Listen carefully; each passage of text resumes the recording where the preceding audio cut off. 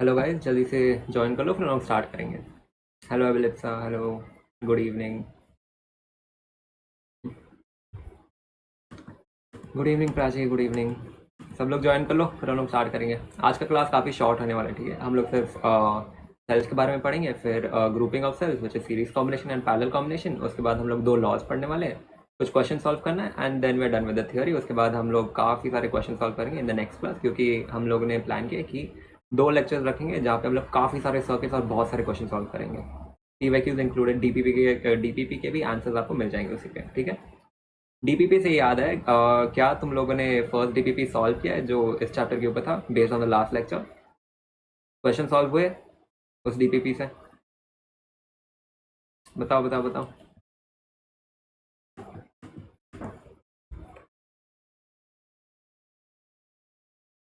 Good evening, good evening. Hello Dormi, hello Nihal. हाँ हुए, okay, very good, ठीक है। ऐसे ही काफ़ी सारे क्वेश्चन हम लोग क्वेश्चन प्रैक्टिस वाले लेक्चर में भी सॉल्व करेंगे, ठीक है। तो तैयार है ना? आज हम लोग इस चैप्टर का थ्योरी खत्म कर देंगे, ठीक है। कॉन्सेप्ट समझ लेना, उसके बाद कल तुम लोग रिवाइज कर लेना, उसके बाद मंडे को हम लोग काफ़ी सारे क्वेश्चन सॉल्व करेंगे। तो क्वेश्चन प्रैक्टिस लेक्चर, ठीक है। तो जल्दी से ज्वाइन कर लो फिर हम लोग स्टार्ट करेंगे। 1 मिनट में हम लोग स्टार्ट करेंगे, ठीक है। तो फिर जब तक तुम लोग ज्वाइन कर लेते हो, तुम्हें पता ही है पर्सनल मेंटरशिप जो कि सिर्फ हमारे प्लेटफॉर्म पे अवेलेबल है। अब मैं पर्सनल मेंटरशिप के बारे में क्यों बोलता है, क्योंकि मुझे जेन्युइनली लगता है कि एक अच्छा चीज़ है, ठीक है। क्यों? क्योंकि आपको एक सस्ते प्राइस में, विच वॉज इनिशियली एट 5,000, फिर अगर आप मेरा कूपन कोड यूज़ करोगे विच इज HITSH4, तो आपको अप टू 1,000 रुपीज़ ऑफ मिलेगा। You will have 1-to-1 interaction with your personal mentor, ठीक है। मतलब तुम्हारे पास तुम्हारा पर्सनल मेंटर होगा from top medical colleges such as AIIMS, KGMU, AFMC, जब मैं जहाँ से भी बोल रहा हूँ वहाँ से मेंटर्स है हमारे पास। आपको मिलेंगे DPPs, FSTs, exclusive doubt solving lecture जहाँ पे मैं भी रहूँगा और मैं भी सॉल्व करूँगा काफ़ी सारे क्वेश्चन, ठीक है। और उसके साथ आपको 30,000 क्वेश्चन मिलेंगे। 30,000 क्वेश्चन बहुत सारे क्वेश्चन होते हैं, ट्रस्ट में, ठीक है। Hello, good evening, good evening, good evening Bhavna, good evening Anu, good evening Harsh, Priyanka, good evening. सब आ जाओ, स्टार्ट करते फिर। और आपको साथ में रैपिड फायर राउंड्स मिलेंगे। अब मैं क्यों बोल रहा हूँ इसको ले लो, क्योंकि आपको सबसे पहले 1,000 रुपीज़ तक का डिस्काउंट मिलेगा, ठीक है। और उसके बाद सीट्स बहुत कम है एंड काफ़ी सारे स्टूडेंट्स एनरोल कर रहे हैं, तो प्लीज़ मिस आउट मत करना, ओके। ये तो काफ़ी हो गया, फिर हम लोग स्टार्ट करेंगे आज के लेक्चर के साथ। आज का हमारा टॉपिक रहेगा cells and then combination of cells. उसके बाद 2 लॉज हम लोग पढ़ेंगे, फिर उसके बाद हम लोग सर्किट सॉल्व करेंगे, यानी कि क्वेश्चन सॉल्व करेंगे बेसिकली, ठीक है। तो स्टार्ट करें। आई गेस सब लोग ने ज्वाइन तो कर लिया है। Good evening. अब चलो स्टार्ट करते हैं क्लास के बाद, ठीक है। तो फिर आज का टॉपिक जो हम लोग सबसे पहले पढ़ने वाले that is going to be cell और बैटरीज, ठीक है। सेल क्या होता है? सेल एक नॉर्मल सेल रहता है, जैसे तुम लोगों ने देखा ही है, जो ड्यूरासेल का आता है या फिर एवरेडी का आता है, जो तुम लोग अपने रिमोट्स में यूज़ करते हो, उसे हम लोग कहते हैं सेल। और बैटरी क्या होता है? काफ़ी सारे सेल्स को साथ में जोड़ दो और तुम्हारा बैटरी बन जाता है, ठीक है। बस यही फर्क है, ओके। तो स्टार्ट करते हैं। देखो, सेल के अंदर सबसे पहला चीज जो तुम्हें पढ़ना है that is going to be EMF। EMF क्या होता है? It is nothing but electromotive force. अब क्या ये इलेक्ट्रोमोटिव फोर्स एक फोर्स होता है? वेल नॉट रियली, ये एक फोर्स नहीं होता है, लेकिन तुम समझ सकते हो कि ये फोर्स का एक काम करता है। ये बेसिकली तुम्हारे चार्ज को पुश करता है सर्किट में कि जाओ चार्ज आगे बढ़ो, फ्लो हो सर्किट में, ठीक है। लेकिन क्या EMF एक फोर्स है? नहीं, EMF is nothing but it is similar to voltage, ठीक है। तो EMF होता है क्या? देखो, EMF of a cell is nothing but work done per unit charge which is similar to potential difference या फिर voltage, ठीक है। लेकिन वोल्टेज और EMF में एक छोटा सा फर्क है जो कि मैं बताऊंगा कि फर्क होता क्या है, ठीक है। ये काफ़ी अच्छे एग्जाम्पल्स हैं। अब देखो, to move a charge from lower potential to higher potential inside a cell, the work done is done by the EMF of the cell, ठीक है। तो EMF का बेसिक सिग्निफिकेंस क्या है, कैसे हम लोग समझे कि EMF होता क्या है? तो फिर उसके पहले मैं बता दूं कि यूनिट क्या होगा EMF का। देखो, EMF का फॉर्मूला है work done per unit charge. तो फिर वर्क डन का ऐसा यूनिट क्या होता है? जूल। और चार्ज का क्या होता है? कूलम। तो एक ऐसा यूनिट हो गया जूल पर कूलम, या फिर इसी को हम लोग वोल्ट भी बोलते हैं, ठीक है। हाँ, गुड इवनिंग आयशा, हेलो जागृति। अब जो हमारा स्टैंडर्ड बैटरी रहता है, जो कि हमने केमिस्ट्री में पढ़ा, केमिस्ट्री के 12th स्टैंडर्ड एक चैप्टर है, मुझे चैप्टर का नाम याद नहीं आ रहा है, लेकिन वहाँ पे एक डायग्राम दिया गया है of a electrolytic solution and 2 batteries, ठीक है। एक होता है एनोड, एक होता है कैथोड, और उसमें एक लिक्विड रहता है, ठीक है। तो फिर हमारा जो नॉर्मल सेल रहता है ना, जो हम लोग रिमोट्स में यूज़ करते हैं, वो भी कुछ ऑलमोस्ट इसी के सिमिलर होता है। मतलब एग्जैक्ट सेम नहीं रहता, इसके सिमिलर रहता है, ठीक है। सेल के अंदर क्या होता है? एक होता है इलेक्ट्रोलाइटिक सोल्यूशन, ठीक है। और जो सेल रहता है, हाँ, इलेक्ट्रोकेमिस्ट्री वाला चैप्टर, तो थैंक यू जागृति। और जो सेल रहता है उसके अंदर होता है इलेक्ट्रोलाइटिक सोल्यूशन, ठीक है। एंड जो ईएमएफ होता है सेल का, it depends on this solution. हाँ प्रियंका दास, हाँ इलेक्ट्रोकेमिस्ट्री था जहाँ पे, ठीक है। तो फिर जो सेल रहता है या फिर आपका जो बैटरी रहेगा, उसका ईएमएफ किस चीज़ पे डिपेंड करेगा? It will depend on the electrolytic solution of the cell या फिर बैटरी, ठीक है। अब नेक्स्ट चीज इंटरनल रेसिस्टेंस क्या होता है, देखो मान लो कि हमारे पास एक सर्किट है, यहाँ पे हो गया रेसिस्टेंस, ठीक है, और यहाँ पे मान लो कि एक सेल है ऐसे, ठीक है, जो कि हमारा है ड्यूरासेल, ठीक है। ड्यूरासेल का हमारे पास एक सेल है या फिर बैटरी समझ लो, ठीक है। तो फिर अब होगा क्या, देखो चार्ज तो यहाँ से निकलेगा, assuming this is the positive terminal और ये नेगेटिव टर्मिनल है, ठीक है। Hello good evening Aditi, good evening. तो फिर देखो यहाँ से होगा क्या, पॉजिटिव टर्मिनल से चार्ज यहाँ से निकलेगा क्यों, और वो ऐसे फ्लो होगा, ऐसे फ्लो होगा, ऐसे फ्लो होगा, ऐसे फ्लो होगा, ऐसे फ्लो होगा, फिर नेगेटिव से अंदर चल जाएगा, ठीक है। लेकिन क्या तुम लोग ने सोचा है कि ये जो चार्ज यहाँ नेगेटिव में जाता है तो ये वापस पॉजिटिव में जाएगा ही ना, ऑब्वियसली यहाँ से तो ट्रैवल करके ये पॉजिटिव साइड के तक जाएगा। तो फिर क्या चार्ज को, जब वो यहाँ से फ्लो होगा, क्या चार्ज को कोई रेसिस्टेंस फेस करना पड़ेगा? जी हाँ, रेसिस्टेंस फेस करना पड़ेगा, क्यों? क्योंकि अंदर होता है इलेक्ट्रोलाइटिक सोल्यूशन, और उस इलेक्ट्रोलाइटिक सोल्यूशन का भी क्या होता है, एक रेसिस्टेंस होता है। क्यों? क्योंकि ये जो सोल्यूशन रहता है ना, ये आसानी से आपके चार्ज को फ्रीली फ्लो करने नहीं देता है, ये भी एक रेसिस्टेंस प्रोवाइड करता है। उसी रेसिस्टेंस को हम लोग कहते हैं इंटरनल रेसिस्टेंस, ठीक है। तो इंटरनल रेसिस्टेंस क्या हुआ, it is the resistance offered by a cell और a battery to the flow of charge from lower potential to higher potential, ठीक है। और एक्सटर्नल रेसिस्टेंस क्या होता है, it is the resistance provided in the circuit to the flow of charge in the external circuit, ठीक है। Cell के अंदर जो रेसिस्टेंस प्रोवाइड करता है दी इलेक्ट्रोलाइटिक सोल्यूशन, उसे हम लोग कहते हैं इंटरनल रेसिस्टेंस, ओके। हाँ ओके आयशा, हाँ ठीक है, समझ में आ गया इंटरनल रेसिस्टेंस क्या होता है। चार्ज जब आपका नेगेटिव टर्मिनल से पॉजिटिव टर्मिनल के ओर फ्लो होता है ना एक सेल के अंदर, तो फिर इस मोमेंट पे जो रेसिस्टेंस वो फेस करता है, उसी को हम लोग कहते हैं इंटरनल रेसिस्टेंस, ओके। यहाँ पे चार्ज फ्लो हो रहा है from lower potential to higher potential, यानी कि ऑब्वियसली बाधा तो आएगा ही ना, क्योंकि समझ लो ये अगर तुम्हारा रैंप है, ये एग्जांपल इसलिए मैं यूज़ कर रहा हूँ क्योंकि प्रीवियसली भी हमने ये एग्जांपल यूज़ किया। यहाँ पे समझ लो बॉल है, ठीक है, और ये लो पोटेंशियल है और ये हाई पोटेंशियल है। मान लो कि ये लोअर लेवल है और ये एक हायर लेवल है। तुम अगर बॉल को छोड़ोगे तो बॉल अपने आप तो ऊपर तक नहीं जाएगा ना, तुम्हें तो एक फोर्स लगाना पड़ेगा यहाँ से लेके यहाँ तक लेके आने में, from lower potential to higher potential. तो ये फोर्स कौन देता है, ईएमएफ ऑफ द सेल, ठीक है।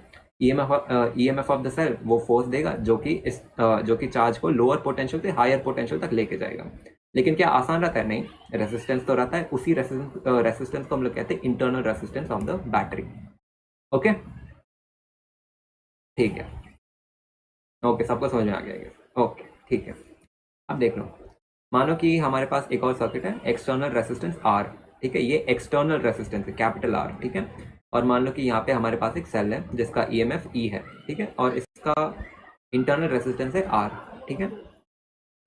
रुको, इसके पहले मैं तुम्हें ईएमएफ और वोल्टेज के बीच में डिफरेंस क्या है वो बता देता हूँ। देखो, मान लो कि एक स्टूडेंट है, ठीक है, मान लो कि एक स्टूडेंट है, किसी एक स्टूडेंट को ले लेते हैं, लेट्स से यहाँ पे आयशा है, ठीक है, ये आयशा है, ठीक है। मान लो कि आयशा नीट देने वाली है, ठीक है, नीट 2025 जो कि वो देने ही वाली है। तो क्या आयशा में पोटेंशियल है कि वो 720 और 720 लेके आ सकती है? अगर वो सही से पढ़ेगी, क्वेश्चन सॉल्व करेगी, तब तो एकदम पॉसिबिलिटी है कि वो 720 और 720 लेके आ सकती है, ठीक है। लेकिन मान लो कि आयशा ने अपना 100% देने के बदले इसने सिर्फ अपना 97% एफर्ट दिया, ठीक है। 97% एफर्ट देने के बाद मान लो कि इसके स्कोर है 700 ऑन 720, ठीक है। तो यहाँ पे क्या हुआ, क्या आयशा 720 और 720 के केपेबल थी? बिल्कुल केपेबल थी, लेकिन उसने स्कोर कितना लाया? 700, यानी कि उसने अपना मैक्सिमम पोटेंशियल तो नहीं दिया, ठीक है। तो फिर वैसे ही होता है एक सेल के अंदर क्या होता है, मान लो कि हमारे पास एक सेल है, ठीक है, मान लो इस सेल का ईएमएफ है 5 वोल्ट, ठीक है, यानी कि इस सेल में कैपेसिटी है, इस सेल के अंदर इतना पोटेंशियल है कि ये इस सर्किट में 5 वोल्ट का पोटेंशियल डिफरेंस क्रिएट कर सकता है। लेकिन क्या ये 5 वोल्ट का पोटेंशियल डिफरेंस क्रिएट करता है? नहीं, ये क्रिएट करेगा 4 वोल्ट का, समझ लो ये 4 वोल्ट होता है external potential difference in the circuit. इस चीज को हम लोग कहते हैं वोल्टेज या फिर potential difference in the external circuit, और ये होता है ईएमएफ ऑफ द सेल। समझ में आया? ईएमएफ ऑफ द सेल क्या है, उसका मैक्सिमम कि वो कितना जनरेट कर सकता है, लेकिन पोटेंशियल ड्रॉप या फिर वोल्टेज कितना होता है, इट इज द रियल यानी कि वो रियलिटी में कितना पोटेंशियल ड्रॉप क्रिएट कर रहा है, उसी को हम लोग कहते हैं पोटेंशियल ड्रॉप या फिर वोल्टेज, जितना वो क्रिएट कर रहा है। ठीक है, समझ में आ गया सबको? समझ में आ गया ना? EMF is the maximum capacity जितना वो क्रिएट कर सकता है, लेकिन potential drop is the actual reality कि वो कितना क्रिएट करता है सर्किट में। ओके, ठीक है, ओके, ठीक है। तो वापस आते हैं हमारे एग्जाम्पल के पास। ठीक है, तो फिर देखो यहाँ पे हमारे पास है एक एक्सटर्नल रेसिस्टेंस कैपिटल आर। ठीक है, ये हमारे पास एक सेल है जो और ये उसका पॉजिटिव टर्मिनल और ये नेगेटिव टर्मिनल। ठीक है, इसका ईएमएफ है कैपिटल ई और इसका इंटरनल रेसिस्टेंस है स्मॉल आर। ओके, अब देखो टोटल रेसिस्टेंस कितना होगा सर्किट में? ये तो एक हो गया तुम्हारा बाहर का एक्सटर्नल रेसिस्टेंस, ठीक है, और अंदर का भी हो गया इंटरनल रेसिस्टेंस। ठीक है, यानी कि total resistance will be small R plus capital R. ठीक है, सर्किट में अब टोटल ईएमएफ कितना होगा? ईएमएफ यानी कि मैक्सिमम कैपेसिटी, वो कितना जनरेट कर सकता है, वो तो होगा ई मान लो कि कोई भी वैल्यू, लेट्स से 5 है या फिर 10 है, जो भी है। ठीक है, वो हमें पता नहीं कि कितना है, बस हमें ये पता है कि ईएमएफ ई है, कैपिटल ई। ओके, ठीक है, अब हमें पता है कि V is equal to I R from Ohm's law. तो करंट कितना होता है? I is equal to V by R. ठीक है, V क्या है? पोटेंशियल ड्रॉप या फिर वोल्टेज। ठीक है, और R क्या है? Total resistance in the circuit.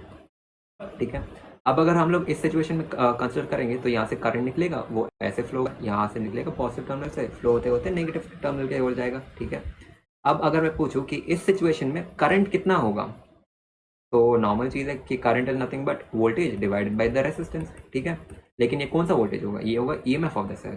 ठीक है, तो फिर करंट होगा EMF divided by total resistance. Total resistance कितना था? Capital R plus small R. ठीक है, तो ये हो गया टोटल रेसिस्टेंस।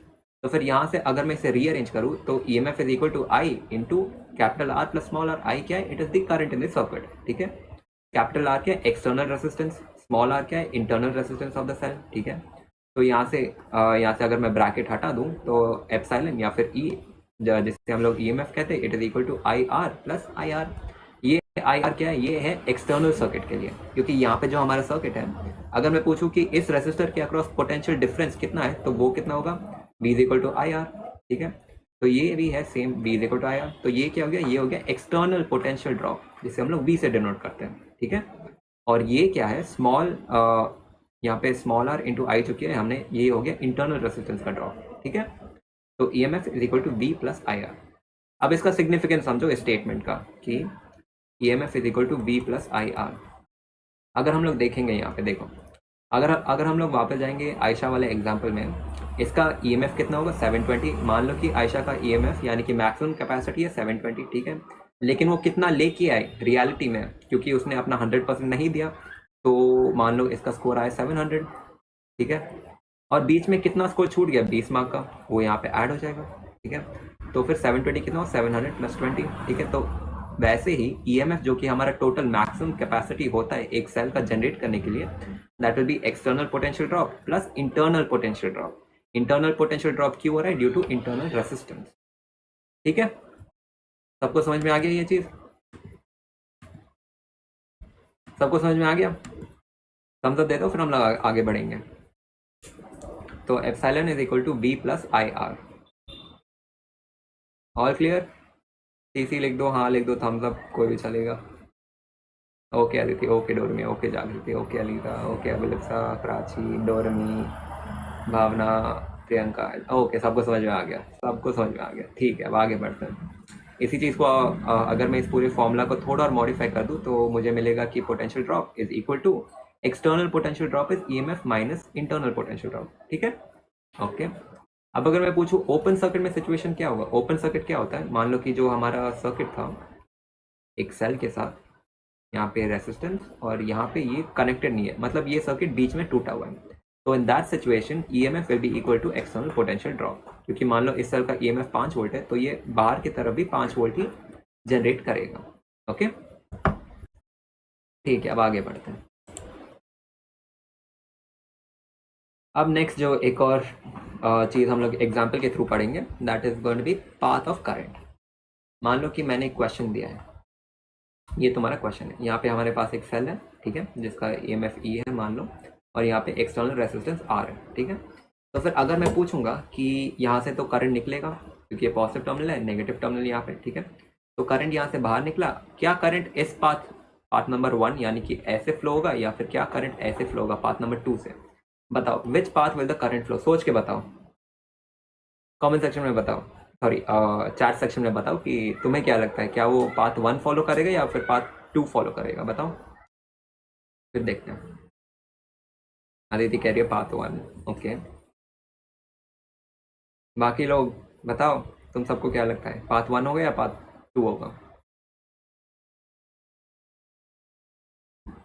पाथ 1 भावना, ओके, हाँ तुम लोग सही हो, वो पाथ 1 फॉलो करेगा। क्यों फॉलो करेगा पाथ 1? क्योंकि देखो, because current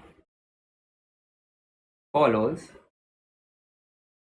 the path of least resistance, ठीक है, because current follows the path of least resistance, इसीलिए वो पाथ 1 फॉलो करेगा, क्योंकि यहाँ पे रेसिस्टेंस ही नहीं है ना, कोई रेसिस्टर ही नहीं है, लेकिन यहाँ पे एक्सटर्नल रेसिस्टर है। तो फिर अगर मैं करंट को खुला छोड़ दूँ कि तू अपना चूज कर ले, तुझे इस पाथ से जाना है या इस पाथ से जाना है, तो फिर वो ऑब्वियसली इसी पाथ से जाएगा, एकदम से एबिलिप सा लेस रेसिस्टेंस पाथ। ठीक है, सभी ने सही बोला, सभी ने सही बोला। क्या दोनों में स्प्लिट होगा? नहीं अदिति, दोनों में स्प्लिट नहीं होगा, सारा करंट एक ही पाथ में फ्लो होगा, which is the least resistant path. Okay, ठीक है, अब आते हैं हमारे नेक्स्ट टॉपिक है, which is gonna be grouping of cells और कॉम्बिनेशन ऑफ सेल्स। ठीक है, तो इसमें होगा क्या, देखो, ग्रुपिंग ऑफ सेल्स या फिर combination of cells. Combination of cells मतलब सेम चीज, series combination and parallel combination. Series combination में हमें पता है क्या सेम होता है, चार्ज या फिर करंट सेम होता है। पैरेलल कॉम्बिनेशन में क्या सेम होता है, वोल्टेज सेम होता है या फिर पोटेंशियल डिफरेंस सेम होता है डिवाइस के अक्रॉस। ठीक है, तो सबसे पहले हम लोग पढ़ते हैं सीरीज कॉम्बिनेशन। ओ ठीक है, series combination, let us say that two non-identical cells are connected in series combination, then what will be the net EMF? हाँ, चार्ज सेम है, सीरीज कॉम्बिनेशन, एकदम सही प्राचीन। Let us say that two non identical cells are connected in series combination, तब क्या होगा, मान लो कि हमारे पास एक सेल यहाँ पे और दूसरा सेल यहाँ पे, ठीक है, जिसका ईएमएफ है E1 and internal resistance R1, second cell का EMF is E2 and internal resistance is R2। Okay, तो फिर in this situation total EMF क्या होगा, it is nothing but simple, resistance में पढ़ा था वैसे ही अप्लाई करना है। Total EMF in series combination is E1 plus E2, ठीक है, या फिर epsilon 1 plus epsilon 2। Total internal resistance क्या होगा, मान हमारे पास दो रेसिस्टर है जो सीरीज में कनेक्टेड है, तो टोटल इंटरनल रेसिस्टेंस कितना होगा, R1 प्लस R2। ठीक है, आसान है। ओके, अब मान लो हम लोग ने रॉन्ग कनेक्शन कर दिया। अब रॉन्ग कनेक्शन होता क्या है, देखो, रॉन्ग कनेक्शन से पहले सही कनेक्शन क्या होता है वो बता देता हूँ। देखो, अगर हम लोग कंसिडर करेंगे ये वाला सर्किट, मान लो कि ये सर्किट कुछ ऐसा है, ठीक है, तो करंट यहाँ से निकलेगा फ्रॉम द पॉजिटिव टर्मिनल, ये ऐसे फ्लो होगा, ऐसे फ्लो होगा, वापस नेगेटिव से पॉजिटिव तक आएगा और फिर पॉजिटिव से बाहर जाएगा। तो ये होता है प्रॉपर कनेक्शन, जहाँ पे एक साइड पॉजिटिव टर्मिनल दूसरे के नेगेटिव से कनेक्टेड है। अगर ऐसा अरेंजमेंट है तो फिर ये होता है करेक्ट कनेक्शन। ठीक है, अब रॉन्ग कनेक्शन होता क्या है, मान लो कि मैंने एक नेगेटिव टर्मिनल को दूसरे नेगेटिव टर्मिनल से कनेक्ट कर दिया, तो इन दिस सिचुएशन तुम पूछ सकते हो कि करंट किस सेल से निकलेगा, यानी कि कौन सा सेल डोमिनेट करेगा। सिंपल आंसर है, जिसका भी रेसिस्टेंस कम होगा और ईएमएफ ज्यादा होगा उस सेल से करंट निकलेगा, मेजॉरिटी करंट। मतलब मान लो कि मैं कह रहा हूँ कि E1 is greater then E2, इसका मतलब क्या है, जब मैं कह रहा हूँ कि E1 is greater then E2 यानी कि EMF 1 is greater then EMF 2, ठीक है, यानी कि EMF 1 के पॉजिटिव टर्मिनल से करंट निकलेगा, आई यहाँ से निकलेगा, ये ऐसे फ्लो होगा, ऐसे फ्लो होगा, और फिर इसके पॉजिटिव टर्मिनल से एंटर होगा, फिर नेगेटिव से बाहर निकलेगा, और फिर ये नेगेटिव में घुसेगा और फिर पॉजिटिव से बाहर निकलेगा। ओके, तो इन दिस सिचुएशन टोटल ईएमएफ कितना होगा, देखो यहाँ पे मैंने कहा कि अज्यूम कर लेते कि epsilon 1 is greater than epsilon 2, यानी कि EMF of cell 1 is greater than EMF of cell 2, तो फिर नेट ईएमएफ या फिर टोटल ईएमएफ होगा बड़ा वाला ये ईएमएफ माइनस छोटा वाला ईएमएफ, ठीक है, यानी कि एप्सिलॉन 1 माइनस एप्सिलॉन 2। लेकिन क्या टोटल रेसिस्टेंस का भी सेम सिचुएशन होगा, बिल्कुल भी नहीं, रेसिस्टेंस कभी भी घटता नहीं है, ये हमेशा याद रखना, क्योंकि रेसिस्टेंस में कोई पॉजिटिव नेगेटिव नहीं रहता है। तुम रेसिस्टर को ऐसे जोड़ लो या फिर इसे उल्टा करके तुम ऐसे जोड़ लो, इट्स द सेम थिंग। मान लो ये R1 है और ये R2 है, ये भी R1 है, ये भी R2 है, ठीक है, तो फिर यहाँ पे क्या internal resistance R1 minus R2 होगा, बिल्कुल नहीं, रेसिस्टेंस हमेशा ऐड होता है। तो वो होगा R1 plus R2 in both the situation, चाहे करेक्ट कनेक्शन हो या फिर रॉन्ग कनेक्शन हो। समझ में आ गया सबको? इतना समझ में आ गया?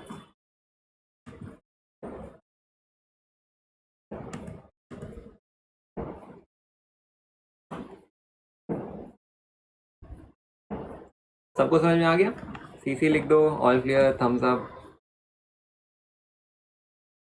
ओके, सबको समझ में आ गया। ठीक है, सबको समझ में आ गया। ओके, तो आगे बढ़ते हैं हम लोग।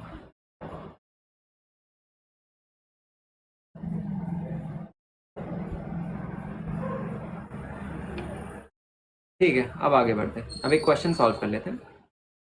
मान लो कि हमारे पास कुछ कॉम्बिनेशन है जो कि Anu sir, what is relation between EMF terminal potential and internal resistance? मैंने स्टार्टिंग में ही तो बोला था, तुम खुद सोचो। एक मिनट, शायद उसने डाउट डिलीट कर दिया। कोई बात नहीं, मैं वापस बता देता हूँ अगर किसी को डाउट बचा है। देखो, टोटल EMF क्या होता है? EMF is equal to V plus IR। ये टोटल EMF क्या होता है? यानी कि इसका टोटल पोटेंशियल, मान लो total potential is called EMF, और वो जितना लेके आता है इसे हम लोग कहते हैं एक्सटर्नल पोटेंशियल ड्रॉप, ठीक है।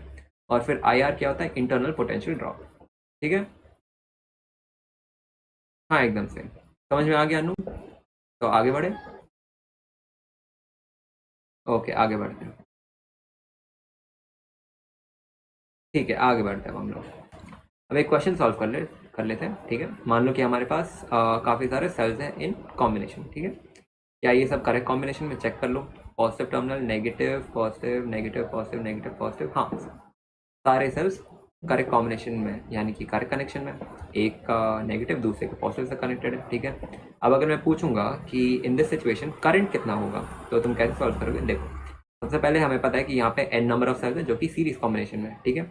तो फिर तुम क्या करो, इन सारे सेल्स को एक सेल से रिप्लेस कर दो जिसका EMF will be the net EMF, और जिसका internal resistance will be the net resistance, यानी कि नेट इंटरनल रेसिस्टेंस, ठीक है। तो फिर अगर मैं इसे रीड्रॉ कर दूं, हमें पता है कि सीरीज कॉम्बिनेशन में E net is nothing but E1 plus E2 plus E3 dot dot dot dot जितने भी होंगे, लेकिन यहाँ पे n नंबर ऑफ सेल्स है, तो फिर ये होगा E dot dot dot dot into n number of times.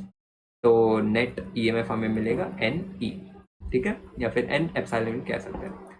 Total internal resistance कितना होगा? सीरीज कॉम्बिनेशन में रेसिस्टेंस क्या होता है? R1 plus R2 plus R3, तो फिर वो हो जाएगा NR, ठीक है। अब अगर इस सर्किट को मैं रीड्रॉ कर दूं विद अ सिंगल सेल जिसका net EMF will B N epsilon and net resistance will B NR, और एक्सटर्नल रेसिस्टेंस तो R है ही, ठीक है। अब सर्किट हमारा सिंप्लीफाई हो गया इन दिस सिचुएशन, ठीक है। अब तो सिंपल है, टोटल EMF हमें मिल गया NE, और टोटल रेसिस्टेंस हमें, नेट रेसिस्टेंस कितना होगा सर्किट में? वो होगा internal resistance plus external resistance, total internal resistance होगा। यहाँ पे टोटल इंटरनल रेसिस्टेंस कितना है? NR। तो फिर नेट रेसिस्टेंस या फिर total resistance in the circuit will B NR plus capital R। Capital R क्या है? एक्सटर्नल रेसिस्टेंस, NR क्या है? टोटल इंटरनल रेसिस्टेंस, ठीक है। एकदम सही अभिलिप्सा, ओके। अब करंट क्या होता है? करंट हमें पता है कि it is EMF divided by external resistance plus total internal resistance, लेकिन यहाँ पे टोटल इंटरनल रेसिस्टेंस कितना है? इट इज NR, तो यहाँ पे हो जाता है R प्लस NR, तो करंट हो जाएगा इतना, ठीक है। ये तो खैर इजी क्वेश्चन था।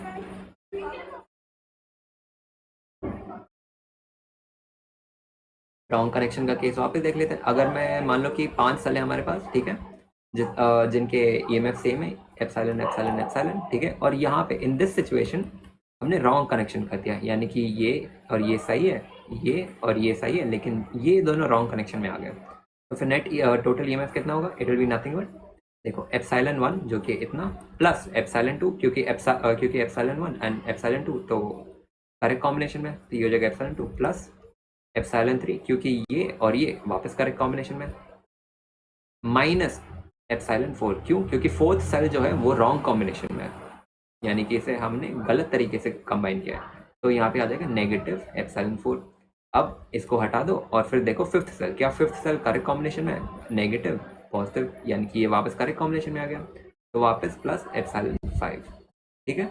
तो फिर ये हो जाएगा तुम्हारा नेट EMF, और नेट रेजिस्टेंस कितना होगा? R1 plus R2 plus R3 plus R4। चाहे तुम करेक्ट कनेक्शन करो या फिर तुम रॉन्ग कनेक्शन करो, इंटरनल रेसिस्टेंस तो ऐड ही होता है, ठीक है, क्योंकि रेसिस्टेंस कभी घटता नहीं है, रेसिस्टेंस में कोई पॉजिटिव नेगेटिव होता नहीं है, वो न्यूट्रल रहता है। ठीक है,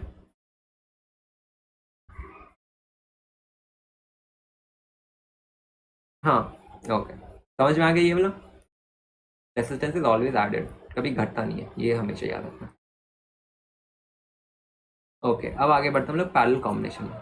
ठीक है, अब देखो, अगर मैं चाहूँ तो तुम्हें डेरिवेशन भी बता सकता हूँ पैरेलल कॉम्बिनेशन का, लेकिन इस पॉइंट पे डेरिवेशन कोई काम का नहीं आएगा, स्पेशली फॉर पैरेलल कॉम्बिनेशन, क्योंकि इसका बहुत लंबा चौड़ा डेरिवेशन है। ठीक है, तो फिर हम लोग डायरेक्ट फॉर्मूला पे आते हैं। डायरेक्ट फॉर्मूला क्या है, अगर पैरेलल कॉम्बिनेशन कहीं भी दिख गया, लेकिन पैरेलल कॉम्बिनेशन को पहचानेंगे कैसे? देखो, पहला चीज़ सेम एक्सटर्नल पोटेंशियल ड्रॉप। ठीक है, यानी कि सेम पोटेंशियल के अक्रॉस कनेक्टेड होंगे दोनों। ठीक है, उसके बाद करंट स्प्लिट हो जाएगा इंटू I1 एंड I2। ठीक है, मान लो इसका EMF है E1 एंड इसका है E2 एंड इसका है R2 इंटरनल रेजिस्टेंस, इसका है R1। तो फिर हमें कैसे पता चलेगा कि ये करेक्ट कॉम्बिनेशन है या फिर रॉन्ग कॉम्बिनेशन? देखो, पैरेलल कॉम्बिनेशन में अगर एक का पॉजिटिव टर्मिनल दूसरे के पॉजिटिव टर्मिनल से जुड़ा हुआ है तो ये करेक्ट कनेक्शन होता है। ठीक है, और एक का नेगेटिव दूसरे के नेगेटिव से जुड़ा है तो ये करेक्ट कनेक्शन होता है। तो इन दिस सिचुएशन इक्विवेलेंट ईएमएफ कितना होगा? It will be epsilon 1 by R1 plus epsilon 2 by R2 dot dot dot, जितने भी सेल्स हो, divided by 1 by R1 plus 1 by R2 dot dot dot dot. ठीक है, या तो आप इस फॉर्मूला को याद कर लो, या फिर इसी को अगर आप सॉल्व कर लोगे तो फिर epsilon equivalent is equal to E1 R2 plus E2 R1 divided by R1 plus R2। ठीक है, ये R क्या है? ये है इंटरनल रेजिस्टेंस। ओके, ये वाला फॉर्मूला आपको तब काम आएगा जब आपके पास सिर्फ दो सेल है इन पैरेलल कॉम्बिनेशन, और ये वाला तब काम आएगा जब दो से ज्यादा सेल्स है इन पैरेलल कॉम्बिनेशन। ठीक है, ऑल क्लियर? ठीक है, ओके अभिल सर, ओके। अब मान लो हम लोग ने रॉन्ग कनेक्शन कर दिया। रॉन्ग कनेक्शन कैसे? मान लो कि मैंने कनेक्शन कुछ ऐसे कर दिया। इन दिस सिचुएशन क्या होगा? Net EMF. तो देखो, नेट ईएमएफ कैसे सॉल्व करोगे तुम? इन this situation it will be, एक सेकेंड,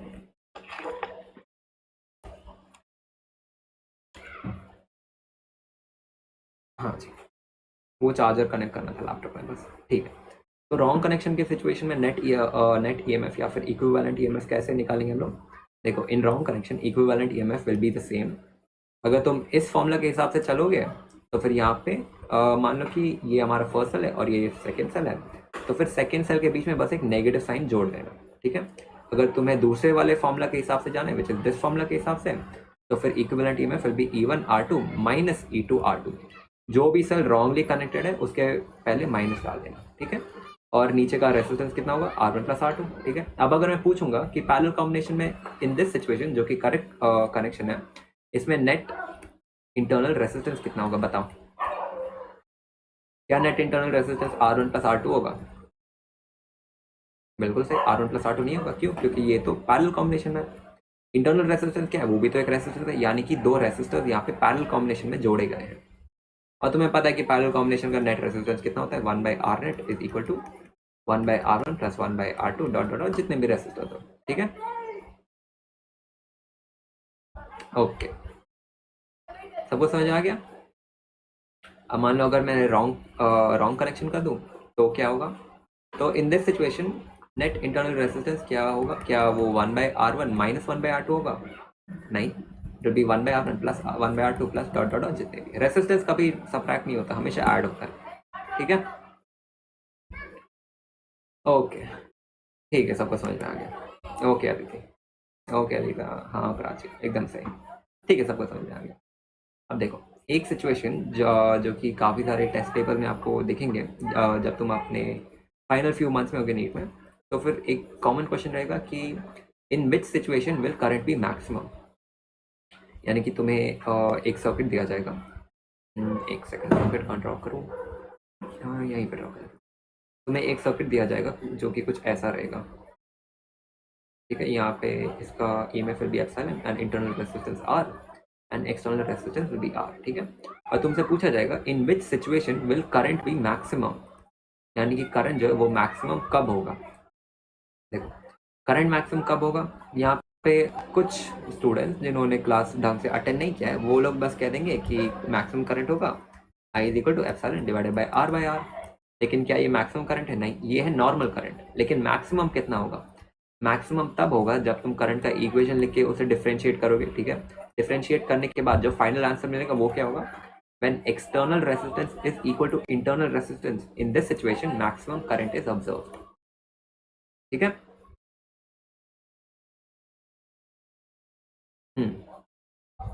एकदम सही, E/2R होगा, हाँ बिल्कुल सर, करेक्ट।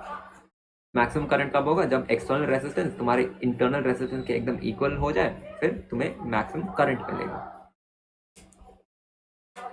ओके, ठीक है,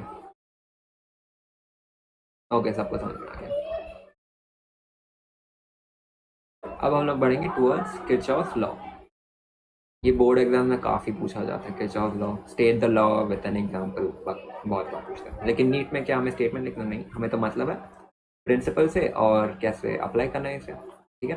तो ध्यान से देखो, किरचॉफ लॉ, किरचॉफ क्या कौन थे, वो एक बहुत बड़े साइंटिस्ट हैं, ठीक है, जो फिजिक्स में इन्वॉल्व थे। तो फिर उनके दो लॉ है।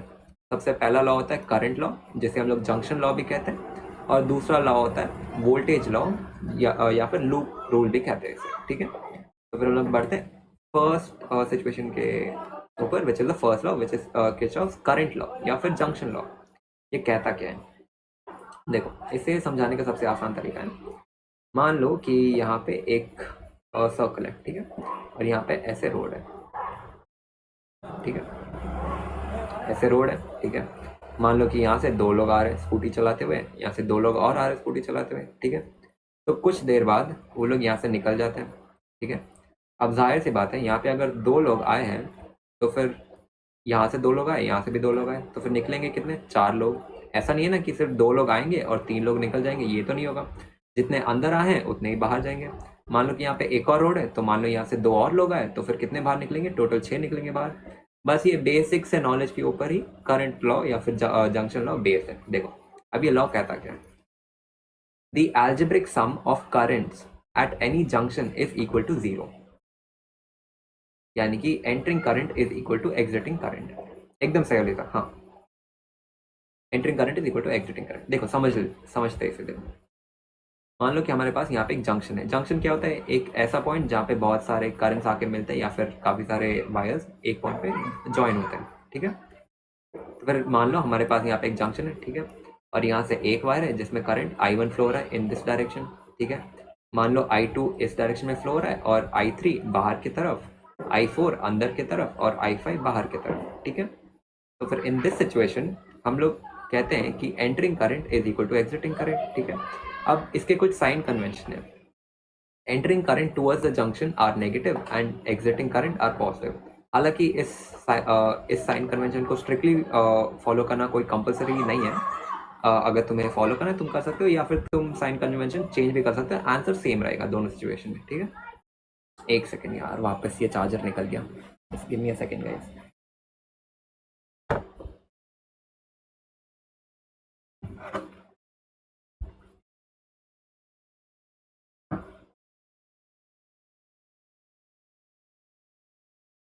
हाँ जी, हाँ जी, मैं वापस आ गया, डन, ठीक है।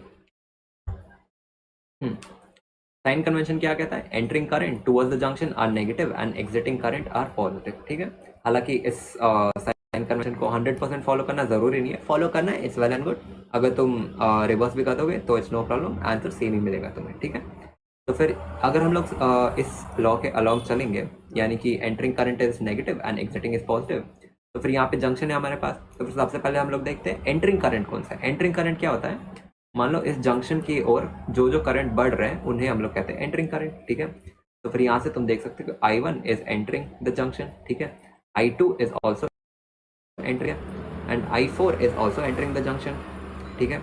यानी कि negative I1 plus negative I2 plus negative I4, ठीक है। ये तो हो गया हमारा एंटरिंग करंट। अब एग्जिटिंग करंट है पॉजिटिव, एग्जिटिंग करंट यानी कि जंक्शन को छोड़ के जो बाहर जा रहा है जंक्शन से अवे, वो हो जाता है एग्जिटिंग करंट। तो फिर यहाँ पे एग्जिटिंग कौन कौन सा है, I3 हो जाएगा एग्जिटिंग करंट क्योंकि ये जंक्शन से दूर जा रहा है, और I5 होगा एग्जिटिंग करंट क्योंकि ये जंक्शन से दूर जा रहा है। तो फिर plus positive I3 plus positive I5, क्यों, because leaving current are positive and entering are negative. इन सारे करंट्स का सम इज 0, बस ये लॉ इतना ही कहता है कि जितने करंट्स एंटर कर रहे हैं जंक्शन में और जितने लीव कर रहे हैं, अगर हम सभी का अलजेब्रिक सम लेंगे तो फिर वो 0 होगा। ठीक है, यानी कि अगर मैं सारे नेगेटिव टर्म्स को एक साइड ले लूँ और पॉजिटिव टर्म्स को एक और साइड ले लूँ तो फिर I3 plus I5 is equal to I1 plus I2 plus I4। Easy है ना दीदी? हाँ एकदम से ईजी रहता है, ये चैप्टर ईजी है भाई, सच्ची बोल रहा हूँ, और हाई वेटेज चैप्टर भी है। अभी इतना कॉन्फिडेंस है तो सोचो मंडे और ट्यूसडे जो हमारा क्वेश्चन प्रैक्टिस वाला क्लास होगा उसके बाद तो भयंकर कॉन्फिडेंस आ जाएगा तुम सब में इस चैप्टर को लेकर। ठीक है, लॉ समझ में आ गया? बस ये लॉ इतना ही कहता है। Okay Prachi, okay. Sum of entering current is equal to the sum of leaving current, या फिर एग्जिटिंग करंट भी हो सकता है। ठीक है, अब मोस्ट इंपॉर्टेंट पॉइंट जहां पे क्वेश्चन पूछा जा सकता है, this is a consequence of law of conservation of charge. Conservation of charge क्या कहता था? Charge can neither be created not destroyed. Current क्या होता है? Rate of flow of charge. ठीक है, यानी कि अगर हम लोग लॉ ऑफ कंजर्वेशन के चार्ज के हिसाब से चलेंगे, जितना चार्ज आ रहा है उतना ही चार्ज जाएगा, तो फिर इसी लॉ के ऊपर बेस्ड है first law which is current law. ठीक है, या फिर जंक्शन लॉ भी कह सकते हैं। ठीक है, हाँ प्राची इजी लग रहा है ना चैप्टर?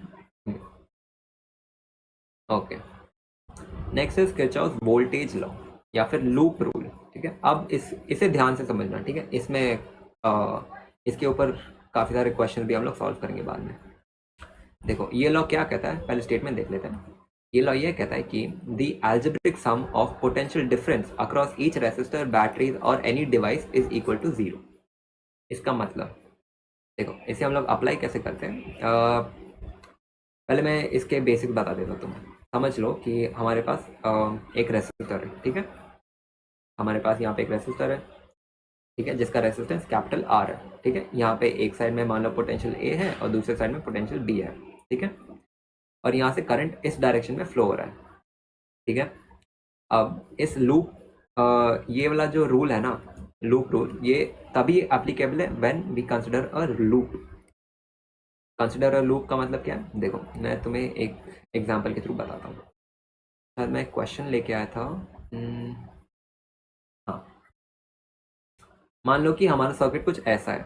क्या यहाँ पे एक लूप बन रहा है? देखो यहाँ से करंट ऐसे फ्लो होगा, ऐसे फ्लो होगा, ऐसे फ्लो होगा, ऐसे ऐसे ऐसे ऐसे ऐसे ऐसे ऐसे एंड ऐसे, यानी कि एक लूप बन रहा है। यानी कि करंट यहाँ से कहीं बाहर तो नहीं जा रहा ना, जो करंट है वो इंटरनली फ्लो कर रहा है, यानी ये एक लूप के जैसा बन गया। ठीक है, ओके। तो ये लूप लॉ जो है वो तभी अप्लाई हम लोग कर सकते हैं जब सर्किट में एक लूप हो, या फिर तुम्हारा लूप कुछ ऐसा भी हो सकता है। मान लो यहाँ पे सेल है। ठीक है, यहाँ से एक रेसिस्टेंस आया, यहाँ पे एक रेसिस्टेंस है, यहाँ पे एक और रेसिस्टर है, और यहाँ से निकला और ये यहाँ से गया। यहाँ पे तुम दो जगह अप्लाई कर सकते हो लूप लॉ। कैसे? सबसे पहले यहाँ पे एक लूप तुम्हें दिख रहा है which is a complete circuit, तो यहाँ पे तुम ऐसे लूप लॉ अप्लाई कर सकते हो। और फिर अगर तुम्हें दूसरे मेथड से अप्लाई करना है तो फिर इन दोनों रेसिस्टर को रिप्लेस कर दो एक रेसिस्टर के साथ, तो वो कुछ ऐसे हो जाएगा और तुम फाइनली इस लूप में भी अप्लाई कर सकते हो। अब इसे अप्लाई कैसे करना है वो समझते। देखो इसे अप्लाई करते हैं ऐसे। सबसे पहले हम लोग सीखते हैं कि पोटेंशियल डिफरेंस कैसे कैलकुलेट करते हैं। देखो मान लो कि हमारे पास ऐसे एक लूप है, जहाँ पे इधर एक रेजिस्टर है, यहाँ पे हमारे पास एक सेल है। ठीक है, और सर्किट कुछ ऐसा है। ठीक है, यहाँ पे रेजिस्टर है, ये नेगेटिव टर्मिनल है, ये पॉजिटिव टर्मिनल है। ठीक है, करंट तो हमारे पॉजिटिव टर्मिनल से निकलेगा, वो ऐसे फ्लो होगा, ऐसे फ्लो होगा, ऐसे फ्लो होगा और वापस सेल के अंदर चल जाएगा। ठीक है, तो Wheatstone bridge will also follow cable. हाँ, व्हीटस्टोन ब्रिज भी इसी लॉ के ऊपर बेस्ड है। ठीक है, उसके लिए भी एक बड़ा सा डेरिवेशन है, लेकिन वो डेरिवेशन क्या काम का, क्योंकि हमें तो ऑलरेडी पता है व्हीटस्टोन में क्या क्या होता है। फिर वापस आते हैं कि लॉ को अप्लाई कैसे करते हैं। ठीक है, तो फिर step number 1, draw a loop. Loop को ड्रॉ करो के मतलब है कि मान लो कि मैं अपने लूप के डायरेक्शन को ऐसे कंसिडर कर रहा हूँ, इन दिस डायरेक्शन, यानी कि मेरा लूप ऐसे जाएगा एंटी क्लॉकवाइज डायरेक्शन में। ठीक है, या तो तुम उसे ऐसे कंसिडर कर सकते हो या फिर तुम इसे ऑपोजिट डायरेक्शन में कंसिडर करोगे। That is totally dependent on you, तुम कैसे कंसिडर करोगे। ठीक है, मान लो कि मैं लूप को इस डायरेक्शन में कंसिडर कर रहा हूँ। ठीक है, यानी कि मैं इस सेल से स्टार्ट करूंगा। ठीक है, लेट्स से मैं इस पॉइंट से स्टार्ट कर रहा हूँ, पॉइंट ए से, तो मैं एंटी क्लॉकवाइज मूव करूंगा। ठीक है, तो फिर ए से एंटी क्लॉकवाइज, यानी कि मैं ऐसे मूव करूंगा। यहाँ पे मुझे कोई भी डिवाइस नहीं मिल रहा है, कोई डिवाइस नहीं, कोई डिवाइस नहीं, कोई डिवाइस नहीं। यहाँ पे मुझे एक डिवाइस मिल रहा है विच इज अ रेसिस्टर। ठीक है, अब potential drop across the resistor कितना होगा? V is equal to I R. ठीक है, लेकिन क्या वो पॉजिटिव होगा या फिर नेगेटिव होगा, उसे कैसे कंसिडर करूँ मैं? मान लो कि यही रेसिस्टर को मैंने यहाँ पे रख दिया, ठीक है, ये पॉइंट ए है और ये पॉइंट बी है, ठीक है, जो कि पॉइंट ए यहाँ पे और पॉइंट बी इधर है, ठीक है। अब potential difference across the resistor will be negative, क्यों? क्योंकि देखो, अगर मेरा लूप का direction and current flowing in the device का डायरेक्शन सेम है तो फिर हम लोग पोटेंशियल को नेगेटिव लेते हैं। अगर लूप का डायरेक्शन और current flowing in the device opposite direction में, तब हम लोग पोटेंशियल डिफरेंस को पॉजिटिव लेते हैं। तो फिर बताओ इस सिचुएशन में पॉजिटिव होगा या नेगेटिव? देखो, लूप का डायरेक्शन क्या है, एक और पेन ले लेता हूँ। लूप का डायरेक्शन है ये, this is the direction of loop, यानी कि मैं ऐसे जा रहा हूँ, ये हो गया मेरे लूप का डायरेक्शन। करंट के डायरेक्शन में तो नेगेटिव, एंड व्हेन करंट की डायरेक्शन के ऑपोजिट है तो पॉजिटिव। हाँ, एकदम से एकदम से एकदम से अदिति। हाँ प्रियंका दास, ठीक है। तो सबसे पहले यहाँ पे देख लो, लूप का डायरेक्शन तो ये है, ठीक है, और इस डिवाइस के अंदर करंट का डायरेक्शन क्या है? करंट तो ऐसे फ्लो रहा है ना, इस डायरेक्शन में, यानी कि करंट भी आपका एंटी क्लॉकवाइज है और लूप भी आपने एंटी क्लॉकवाइज कंसिडर किया है, तो फिर पोटेंशियल ड्रॉप या फिर वोल्टेज नेगेटिव हो जाएगा, ठीक है। तो फिर इस रेसिस्टर के across potential drop will be negative, which is negative I into R, because V is equal to I R, ठीक है। लेकिन क्या यहाँ पे पॉजिटिव होगा या नेगेटिव? वो नेगेटिव होगा, क्यों? क्योंकि हमारे लूप का डायरेक्शन एंड हमारे करंट का डायरेक्शन सेम है। अगर सेम डायरेक्शन है तो फिर वो नेगेटिव पोटेंशियल ड्रॉप हो जाता है। मान लो कि मैंने सिचुएशन रिवर्स कर दिया, मान लो कि करंट अब ऐसे फ्लो हो रहा है और हमारा लूप का डायरेक्शन सेम एंटी क्लॉकवाइज में, तो फिर in this situation, just a second guys, just a second, charger वापस निकल गया, एक सेकंड गाइस।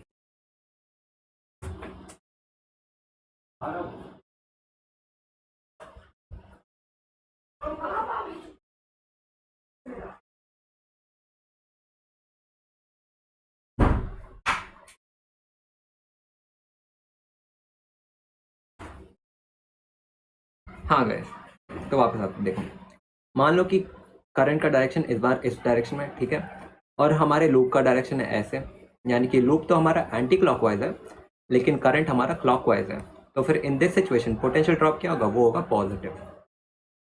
समझ में आया कब पॉजिटिव लेना है, कब नेगेटिव लेना है? अगर लूप का डायरेक्शन एंड करंट का डायरेक्शन सेम है तो इन this situation potential drop will be negative. लेकिन अगर लूप का डायरेक्शन और करंट का डायरेक्शन ऑपोजिट है तो फिर potential drop across the device will be positive.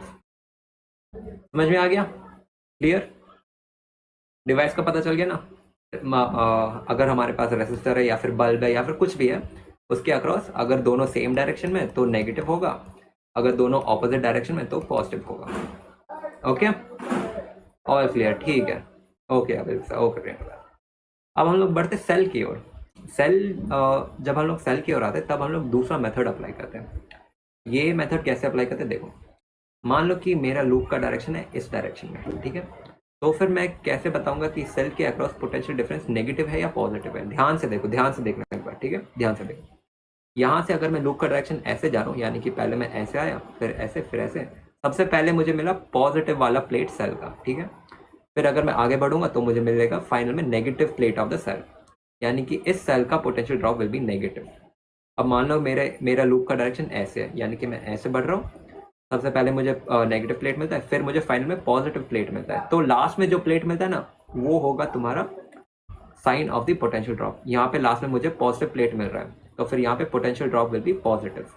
लेकिन इस सिचुएशन में लूप का डायरेक्शन ऐसे था और लास्ट में मुझे नेगेटिव प्लेट मिल रहा था, तो यहाँ पे potential drop will be negative. समझ में आ गया? अगर तुम पॉजिटिव से नेगेटिव पे जा रहे हो तो फिर पोटेंशियल ड्रॉप नेगेटिव होगा। अगर तुम लूप के डायरेक्शन के अकॉर्डिंग नेगेटिव से पॉजिटिव की ओर जा रहे हो तो फिर पोटेंशियल ड्रॉप पॉजिटिव होगा।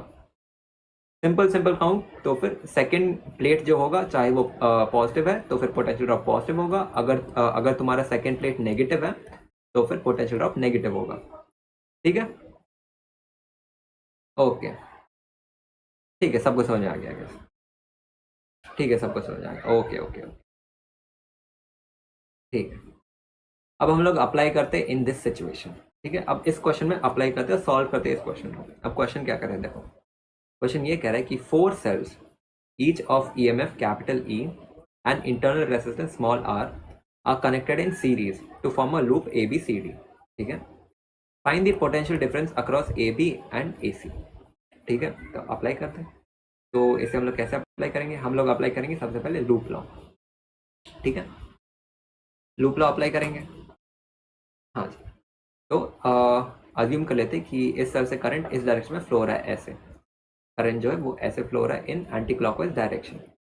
ओके, ठीक है। और यहाँ पे इस वाले ड्राइंग में देख सकते हैं, यहाँ पे एक सेल है, first cell, second cell, third cell and fourth cell. Internal resistance R1, R2, R3, R4 जिनके वैल्यू सेम है क्योंकि ये आइडेंटिकल सेल है, ठीक है। और ये एक लूप बना रहा है, ABCD, ये एक लूप बन गया, ठीक है। ओके, अब मैं कंसिडर करता हूँ कि मेरे लूप का डायरेक्शन मैं मान रहा हूँ ऐसे है दिस टाइम, ठीक है। टोटल फ्रीडम है, आपको चाहे तो आप इस डायरेक्शन में भी मान के सॉल्व कर सकते हैं, ठीक है। मैं इस डायरेक्शन में मान के सॉल्व कर रहा हूँ ऐसे, ठीक है, ठीक है। तो फिर अप्लाई करते हैं लूप लॉ। तो फिर बढ़ते हम लोग कंसिडर करते हैं, let us consider this cell. हम लोग इस सेल से स्टार्ट करेंगे, ठीक है, यानी कि हम लोग पॉइंट ए से स्टार्ट करेंगे, ठीक है। पॉइंट ए से हम लोग बढ़ रहे हैं, ठीक है, और हमारे लूप का डायरेक्शन इज क्लॉकवाइज डायरेक्शन, यानी कि हम लोग ऐसे बढ़ेंगे इन दिस डायरेक्शन। ओके, तो ए से बढ़ते टूवर्ड्स बी। तो सबसे पहले हमें मिलता है सेल, ठीक है। सेल का कौन सा प्लेट है? Second plate. सेल का नेगेटिव प्लेट है यहाँ पे, यानी कि potential drop across the cell will be negative epsilon, ठीक है, यानी कि नेगेटिव ई, ठीक है। लेकिन करंट का डायरेक्शन इसके ऑपोजिट है, यानी कि लूप का डायरेक्शन ऐसे है और करंट का डायरेक्शन ऐसे है। तो फिर रेसिस्टर के अक्रॉस पोटेंशियल ड्रॉप कितना होगा? पॉजिटिव या नेगेटिव बताओ। लूप का डायरेक्शन ऐसे है और करंट का ऐसे है, तो बताओ पोटेंशियल डिफरेंस या फिर potential drop across the resistor positive होगा या नेगेटिव? बिल्कुल सही, पॉजिटिव होगा। क्यों? क्योंकि ऑपोजिट डायरेक्शन में, तो फिर potential drop will B positive. बिल्कुल सही अभिलेख साहब, बिल्कुल सही प्राची, ठीक है। तो negative E plus I R, ठीक है, यानी कि इतना तो सॉर्ट आउट हो गया, तो इसे निकाल लो, ठीक है। अब बी से आगे बढ़ते हैं इन दिस डायरेक्शन सर। तो वापस सेल मिल रहा है, सेल का कौन सा प्लेट? सेकंड प्लेट है, सेल का सेकंड प्लेट इज नेगेटिव, तो वापस नेगेटिव ई, ठीक है। तो आगे बढ़ो, वापस रेसिस्टर मिल रहा है और करंट का डायरेक्शन ऐसे और लूप का डायरेक्शन ऐसे, यानी कि ऑपोजिट में, यानी कि पोटेंशियल डिफरेंस होगा पॉजिटिव, तो पॉजिटिव आई आर, ठीक है। अब यहाँ से आगे बढ़ो ऐसे, वापस एक सेल मिल रहा है, सेल का सेकंड प्लेट नेगेटिव है, तो फिर यहाँ पे आ जाएगा नेगेटिव एप्सिलॉन, ठीक है। आगे बढ़ो आगे बढ़ो, यहाँ पे रेसिस्टर मिल गया, ठीक है। तो रेसिस्टर में करंट का डायरेक्शन ऐसे, लेकिन लूप का डायरेक्शन ऐसे, यानी कि ऑपोजिट डायरेक्शन, फिर से potential difference will be positive, तो वापस पॉजिटिव आई आर। तो फोर्थ सेल के पास आओ, तो यहाँ पे नेगेटिव है सेकंड प्लेट और इसके across it is in opposite direction, तो वापस negative E plus I R is equal to zero, ठीक है। यानी कि अगर तुम टोटल को ऐड कर दोगे तो फिर वो जीरो के इक्वल होगा। अब हम लोग क्या करेंगे? फर्स्ट स्टेप क्या होगा? सबसे पहला स्टेप होगा find current in this circuit. आपने अप्लाई किया लूप लॉ, ठीक है, तो फिर ये इक्वेशन आपको मिला, तो फिर इस इक्वेशन को सिंप्लीफाई करो, negative E negative E negative E negative E, यानी कि negative 4e plus I R plus I R plus I R plus I R plus 4IR is equal to zero. अब क्या करो, इस आई आर को right hand side में लेके आ जाओ, तो 4e is equal to 4IR, यानी कि current in the circuit is equal to epsilon divided by R. ये हो गया करंट इन द सर्किट या फिर loop, current in the loop और सर्किट, ठीक है। करंट कैसे कैलकुलेट किया सबको समझ में आ गया? समझ में आ गया ना कैसे कैलकुलेट किया हमने? करंट कितना है सीसी लिख दो, फिर हम लोग आगे बढ़ेंगे। ओके अब लिख साहब, ठीक है निहाल, ओके डोरमी, सबको समझ में आ गया। ओके, अब हम लोग आगे बढ़ते हैं। लेकिन क्वेश्चन में पूछा क्या गया है? Find the potential difference across A B and A C. A कहाँ है? ए यहाँ पे, सबसे पहले ए बी के अक्रॉस कैलकुलेट करना है, फिर उसके बाद ए एंड सी के अक्रॉस कैलकुलेट करना है। कोई बात नहीं, अप्लाई करो लूप लॉ। एक मिनट, लूप लॉ अप्लाई करने के पहले ये डायग्राम थोड़ा मैं साफ कर देता हूँ।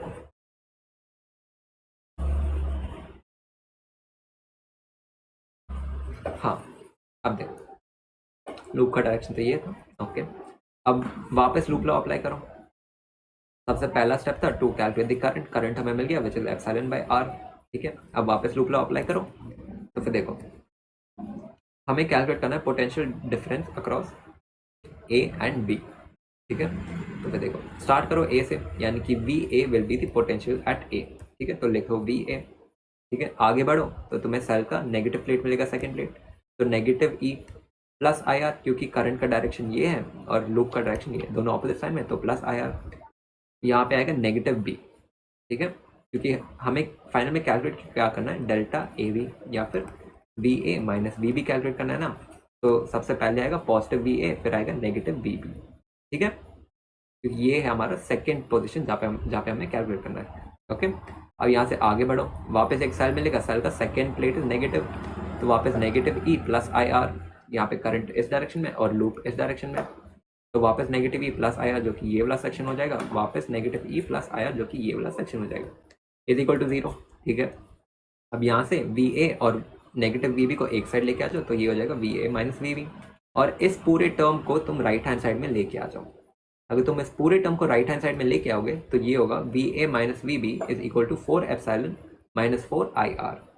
ठीक है, अब नेक्स्ट स्टेप क्या होगा, करंट को सब्स्टिट्यूट करो। करंट कितना है वो तो हमने प्रीवियस बार लूप लॉ अप्लाई कर कैलकुलेट कर लिया था कि current is equal to epsilon by R which is internal resistance. तो यहाँ पे आई के बदले तुम सब्स्टिट्यूट कर दो एप्सिलॉन बाई आर, तो सब्स्टिट्यूट करने के बाद वो हो जाएगा 4 epsilon minus 4 epsilon by R into R, तो यहाँ से आर और आर कैंसिल हो गया और ये बन गया 4 epsilon minus 4 epsilon which is equal to 0।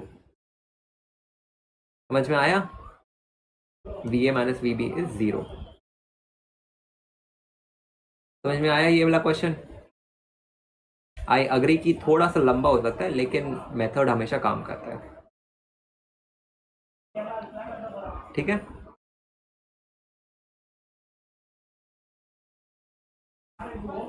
Okay, सबको समझ में आ गया। ठीक है, अब नेक्स्ट क्वेश्चन क्या है, calculate potential drop across A C. ए तो यहाँ पे और सी यहाँ पे। ठीक है, तो आप अप्लाई करो वापस लूप लॉ, वापस अप्लाई करो, तो यहाँ से बढ़ो आगे, दिस इज वी ए लिख दो, आगे बढ़ो, सेल का नेगेटिव प्लेट है सेकेंड प्लेट, तो negative E plus I are क्योंकि ऑपोजिट डायरेक्शन में, वापस यहाँ से बढ़ते बढ़ते सेकेंड सेल के पास आओ, negative E plus I R. ठीक है, तो वापस ये होगा negative E plus I are, यहाँ से बढ़ते बढ़ते तुम्हें मिलेगा वी सी जो कि पोटेंशियल एट पॉइंट सी। ठीक है, तो यहाँ पे लिख दो नेगेटिव वी सी। ठीक है, फिर आगे बढ़ो, एक सेल मिलेगा जिसका नेगेटिव प्लेट सेकंड प्लेट होगा, तो फिर यहाँ पे वापस negative E plus I are, negative E plus I are जो कि ये वाला सेक्शन हो जाएगा, इज इक्वल टू 0। तो वी ए और वी सी को एक ही साइड रखो, दोनों को साथ में लेके आ जाओ, तो ये हो जाएगा V A minus V C is equal to sorry V A minus V C minus 4 epsilon plus 4 I R is equal to 0। अब तुम क्या करो, इस 4 आई आर को राइट हैंड साइड लेके आ जाओ और पॉजिटिव 4 आर को भी राइट हैंड साइड में लेके आ जाओ, तो ये हो जाएगा V A minus V C is equal to 4 epsilon minus 4 I R. तो करंट तो तुमने कैलकुलेट किया था which is E by R, तो ये क्या हो जाएगा, ये वापस 4 epsilon minus 4 epsilon by R into R हो जाएगा और आर आर कैंसिल, तो ये वापस 4 एप्सिलॉन माइनस 4 एप्सिलॉन हो जाएगा विच इज 0 अगेन। समझ में आया, यानी कि potential drop across A C is also 0। Got it, apply कैसे करना है समझ में आ गया सबको, लिख दो कि सबको समझ में आ गया, फिर हम लोग आगे बढ़ेंगे नेक्स्ट क्वेश्चन की ओर। ओके अदिति, ठीक है, सबको समझ में आ रहा है। ओके, सबको समझ में आ रहा है। ओके, ठीक है, ठीक है, सबको समझ में आ गया, आगे बढ़ते हैं। अब आगे बढ़ते हैं, इस वाले क्वेश्चन में क्या दिया गया है कि find the current I through the 10 ohm resistance in the network shown in the figure. ठीक है, यानी कि हमारे पास एक सर्किट दिया गया है और पूछा गया है कि करंट आई कितना होगा सर्किट में। सर्किट को समझते हैं, सर्किट में दिया क्या गया है कि यहाँ पे हमारे पास एक एक्सटर्नल रेसिस्टर है जो कि 10 ओम का है। ठीक है, और फिर यहाँ पे एक सेल है जिसका एप्सिलॉन E1 है जो कि 10 वोल्ट, और यहाँ पे एक और सेल है E2 विच इज 5 वोल्ट। इसका internal resistance is 2 ohm and इसका इंटरनल रेसिस्टेंस इज 1 ओम। एक चीज़ मैं बोलना भूल गया कि मान लो मेरे पास एक सेल है, ठीक है, और यहाँ पे मैं डायरेक्ट दे दूँ एप्सिलॉन 1 एंड R1, और मैं एक और ड्राइंग दे दूँ एक और सर्किट का जो कि कुछ ऐसे है। तो फिर यहाँ पे ये R1 हो गया इंटरनल रेसिस्टेंस। अगर मैं सेल के आसपास भी एक रेसिस्टर ड्रॉ कर दूँ तो वो इंटरनल रेसिस्टेंस ही होता है। दो तरीके, या तो आप ऐसे रिप्रेजेंट कर दो with EMF and internal resistance, या फिर आप सेल के एकदम करीब में एक और छोटा सा रेसिस्टेंस ड्रॉ कर दो, तो ये एक्सटर्नल रेसिस्टेंस नहीं होगा, ये भी होगा internal resistance of the cell. यहाँ पे एप्सिलॉन दिया रहेगा, फिर साइड में आपको R दिया जाएगा, तो ये भी इसी सेल का इंटरनल रेसिस्टेंस होता है। मान लो कि रेसिस्टर कुछ यहाँ दूर में ड्रॉ किया तो ये एक्सटर्नल हो जाएगा। ठीक है, दो मेथड्स होते हैं रिप्रेजेंट करने के।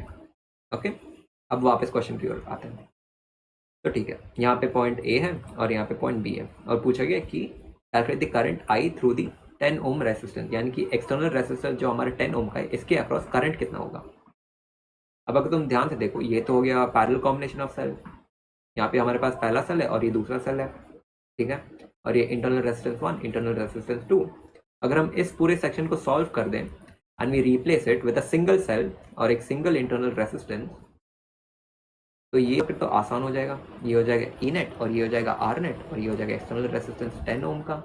यहाँ से तुम कैलकुलेट कर लो करंट कितना है और फिर आंसर सॉल्व है।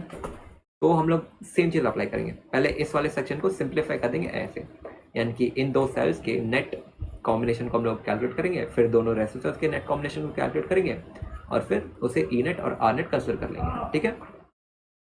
ओके ओके, क्या ये करेक्ट कॉम्बिनेशन है या फिर ये रॉन्ग कनेक्शन है बताओ। ये तो करेक्ट कनेक्शन है ना, क्योंकि ये हो गया पॉजिटिव प्लेट, ध्यान से देखिए, ये हो गया पॉजिटिव प्लेट, ये भी हो गया पॉजिटिव प्लेट, ये नेगेटिव और ये नेगेटिव, पॉजिटिव पॉजिटिव से कनेक्टेड है, यानी कि सब सही है, सब सॉर्टेड है।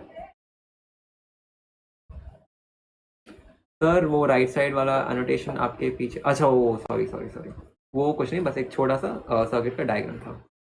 थैंक यू आदित्य याद दिलाने के लिए। कुछ नहीं यार, बस एक वायर जोड़ा हुआ था। ओके, अब आगे बढ़े। तो फिर सबसे पहला step will be to replace it with a single one. Okay, यानी कि अगर हमारे पास पैरेलल कॉम्बिनेशन ऑफ सेल है तो फिर ई नेट या फिर एप्सिलॉन नेट कितना होगा, E1/R1 plus E2/R2 by 1/R1 plus 1/R2, या फिर तुम epsilon R2 plus epsilon 2 R1 divided by R1/R2 भी अप्लाई कर सकते हो, ठीक है। तो यहाँ से तुम वैल्यू सब्स्टिट्यूट कर दो और तुम्हें मिल जाएगा। अब अगर हम लोग वैल्यू सब्स्टिट्यूट करेंगे तो E net will be epsilon 1 which is 10 volt, ठीक है, into R1 which is 1, sorry epsilon 1 into R2 plus epsilon 2 into R1। Epsilon 1 कितना है 10 वोल्ट है, R2 कितना है 1 ओम है, एप्सिलॉन 2 कितना है 5 वोल्ट है, R1 कितना है 2 ओम है, यहाँ पे दिया गया। सब्स्टिट्यूट करो और फिर तुम कैलकुलेट करोगे तो तुम्हें फाइनल में मिलेगा, डिवाइडेड बाई 3 होगा नीचे, क्योंकि 2 + 1 होगा ना, it will be R2 plus R1, ये हो जाएगा 20/3, ठीक है। ओके, तो ये तो हो गया 20/3, यानी कि E net is nothing but 20/3 volt, ठीक है। ओके, अब आगे बढ़ते हैं, यानी कि हमने नेट तो ढूंढ लिया यहाँ पे। अब नेट टोटल रेजिस्टेंस कितना होगा वो भी कैलकुलेट कर लेते हैं। Net total resistance will B 1/R net. 1/R net क्यों, क्योंकि ये तो पैरेलल कॉम्बिनेशन है, पैरेलल कॉम्बिनेशन में कितना होगा 1/R1 प्लस 1/R2, सब्स्टिट्यूट करो और फिर कैलकुलेट कर लो, तो ये हो जाएगा 1/R1 प्लस 1/R2, जो कि हो जाएगा 1/2, 1/R net is 1/2 plus 1 which is 2/3 ओम, ठीक है। यहाँ पे 1/R नेट तुम्हें मिलेगा 3/2, तो फिर R net will be 2/3 ohms. कोई बात नहीं Abhilip sir, totally fine, totally fine, कोई बात नहीं, ठीक है। तो इसे अगर हम लोग रिप्लेस कर देंगे तो सेल का वोल्टेज विल बी 20/3 और net internal resistance will be 2/3 ओम और एक्सटर्नल रेजिस्टेंस है हमारा 10। तो यहाँ से तुम कैलकुलेट कर लो, current is equal to EMF divided by internal resistance plus external resistance. Internal resistance कितना है just 2/3 and external resistance nothing but 10। यहाँ पे नेट EMF इज 20/3, सब्स्टिट्यूट करो तुम्हें ये वाला इक्वेशन मिलेगा। अब तो इसके बाद बेसिक मैथ है, तुम सॉल्व कर लेना, आंसर मिल जाएगा, ठीक है। सॉल्व हो जाएगा, आंसर मिल जाएगा ना, इस इक्वेशन को बस सॉल्व करना है, आंसर मिल जाएगा, ठीक है। ओके, फाइनल आंसर कितना होगा बताओ।